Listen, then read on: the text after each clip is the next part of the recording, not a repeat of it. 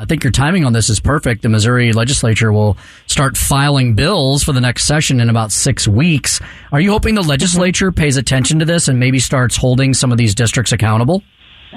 Of course, I really am. And, I just did a podcast with this Checker Finn, who was with Brookings, and he's been around the education space for decades. I think he'd be okay with me saying that. But anyway, about 40 years ago, there was this massive report by the U.S. Department of Education called A Nation at Risk, in which they said that if another nation had imposed upon us the system of education we've created for ourselves, we would consider it an act of war.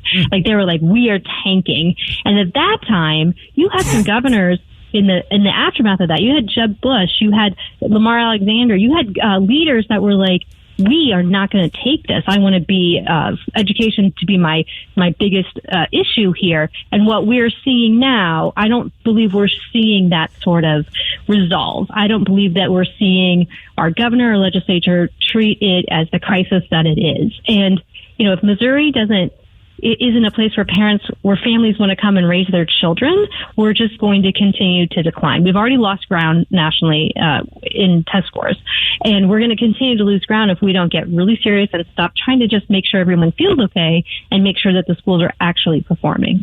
Very good. Dr. Susan Pendergrass, the brand new project has been released, the Missouri School Rankings Project at showmeinstitute.org.